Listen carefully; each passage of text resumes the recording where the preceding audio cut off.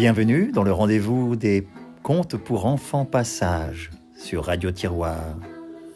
En voyage au Danemark avec le grand poète Hans Christian Andersen. Chaque jour, une nouvelle histoire, un nouveau conte. Aujourd'hui, nous partons en voyage pour 3 jours. Oui, 3 jours avec le vilain petit canard.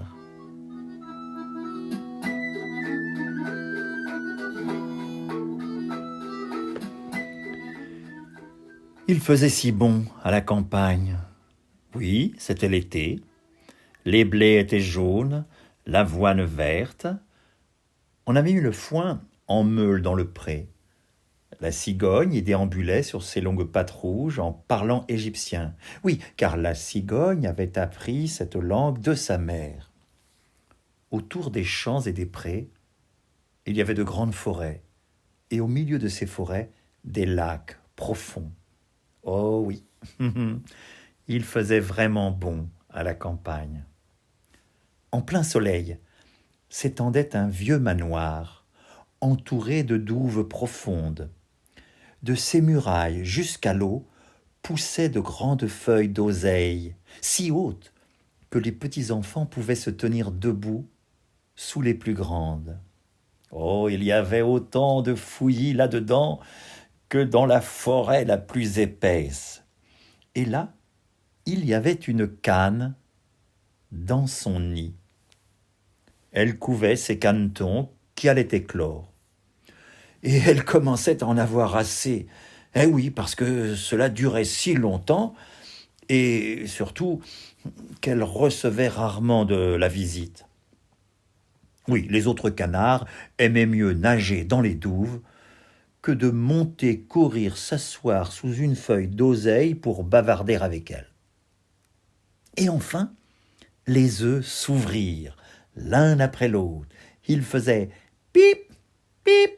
Tous les jaunes d'œufs étaient devenus vivants et sortaient la tête. Coin, coin, coin, coin, dit-elle. Et ils cancanèrent tous autant qu'ils purent, regardant de tous côtés sous les feuilles vertes, et leur mère les laissa regarder autant qu'ils voulaient. Oui, car le vert, ah oui, le vert est bon pour les yeux. Oh, comme le monde est grand tout de même, dirent les tout-petits. C'est qu'ils avaient vraiment bien plus de place que lorsqu'ils étaient dans l'œuf. Croyez-vous que ce soit là le monde entier, dit la mère. Le monde s'étend bien loin de l'autre côté du jardin, jusqu'au champ du pasteur. Mais là, voyez-vous, je n'y ai jamais été. Bon, vous êtes bien tous là ? Et elle se leva. Ah non, non, non, non, je ne les ai pas tous.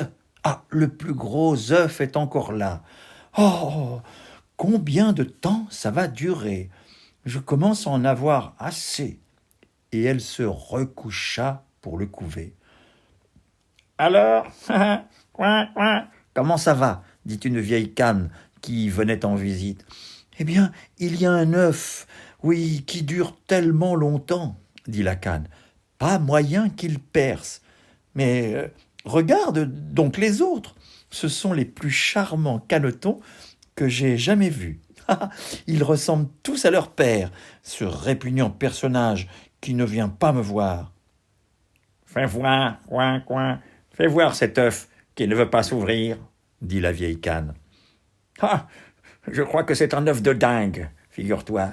Moi aussi, on m'a trompé ainsi une fois, et j'ai eu bien du mal avec les petits, parce qu'ils ont peur de l'eau. Ah oui, je te dirais, je n'arrivais pas à les y mettre. Je cancanais, je couinais, mais rien à faire. Laisse-moi voir cet œuf. Ah oui, ah mais oui, ça, c'est un œuf de dinde. Tu sais, laisse-le tranquille et apprends aux autres à nager. Ah non, je vais quand même le couver encore un peu, dit la cane. Il y a si longtemps que j'y suis, je peux bien continuer le temps qu'il faudra. Oh, alors je t'en prie, dit la vieille cane qui s'en alla. Et enfin, le gros œuf se fendit. Pip, pip, dit le petit en culbutant. Oh, il était grand, il était laid. La canne le regarda. Voilà un caneton d'une taille épouvantable, dit-elle. Aucun des autres n'a un pareil air. Ce ne serait tout de même pas un dindonneau. Bon, on verra ça bientôt. On va les mettre à l'eau quand je devrais l'y mettre à coups de patte. Le lendemain, il faisait un temps merveilleux. Le soleil brillait sur toutes les oseilles vertes. La mère Canne descendit au douve avec toute sa famille et plouf, elle sauta dans l'eau. Coin, coin, dit-elle, et les canetons se laissèrent tomber l'un après l'autre. Ils avaient de l'eau par-dessus la tête, mais ils remontèrent bientôt et nagèrent joliment. Leurs pattes fonctionnaient d'elles-mêmes, et ils étaient tous là. Même le petit gris et laid. Et oui, il nageait avec eux. Ah non, non, ce n'est pas un dindon, dit-elle. Voyez comme il se sert bien de ses pattes, comme il se tient bien droit. Ah, c'est un petit à moi. Au fond, il est très beau tout de même, à bien le regarder. Coin, coin. Allez, venez avec moi. Maintenant, je vais vous emmener dans le monde et vous présenter au canard de la basse-cour. Mais restez toujours près de moi et que personne ne vous marche dessus. Et prenez garde aux chats. Et ils entrèrent dans la basse-cour. Il y avait un vacarme effroyable. 2 familles se battaient pour une tête d'anguille.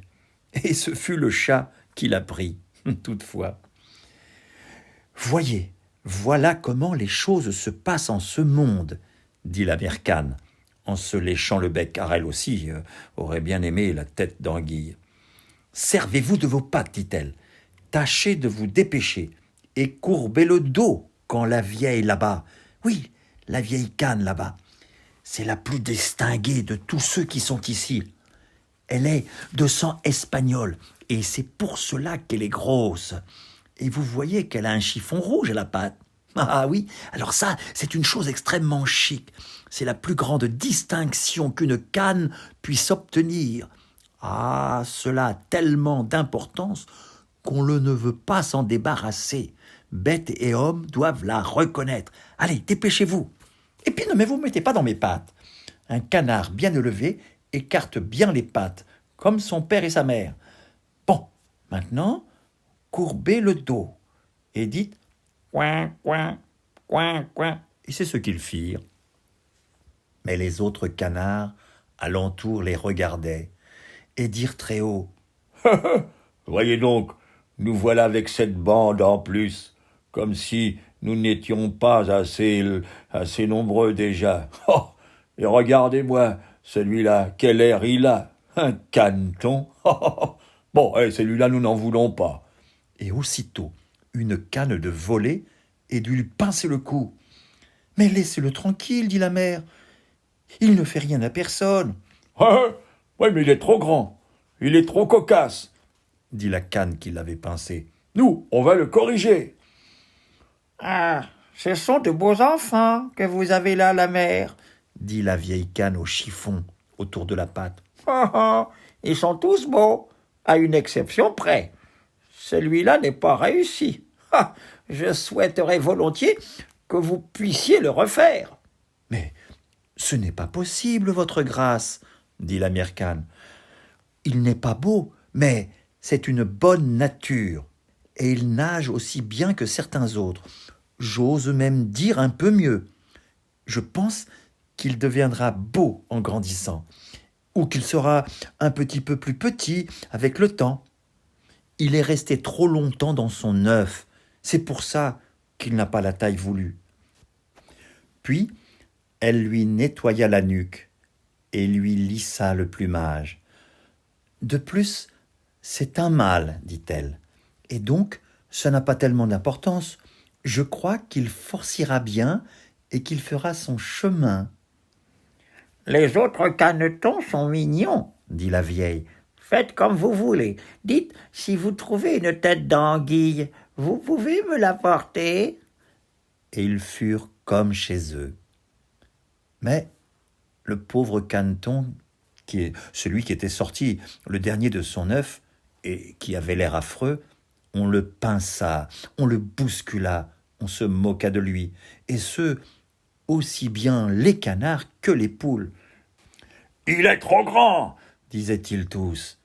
Et le dindon, oui, le dindon qui, lui, était né avec des éperons et croyait en conséquence être un empereur, le dindon se gonfla comme un navire toute voile dehors et se précipita sur lui. Il glougouta et sa tête devint toute rouge. Le pauvre petit canard ne savait pas s'il devait rester ou s'il devait s'en aller. Il s'affligeait tellement d'avoir l'air si laid et d'être la risée de tous les canards de la basse-cour.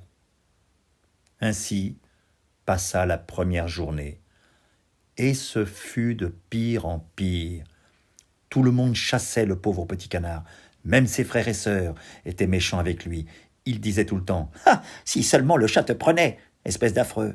Même sa mère disait « Ah, si tu pouvais être loin d'ici !» Et les canards le pinçaient, et les poules lui donnaient des coups de bec, et la fille, oui, la fille qui donnait à manger aux bêtes, la fille le renvoyait à coups de pied. Alors il s'envola, oui, il s'envola vite par-dessus la haie. Les petits oiseaux dans les buissons s'envolèrent effrayés. « Ah, c'est parce que je suis tellement laid !» pensa le petit canard en fermant les yeux. Mais il s'enfuit tout de même, et il entra dans le grand marais où habitaient les canards sauvages. Il y passa toute la nuit. Il était bien fatigué et triste.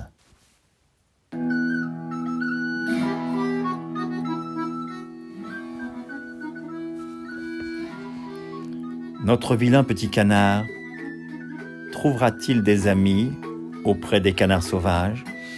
Pour le savoir, il faudra attendre demain le nouvel épisode sur Radio Tiroir.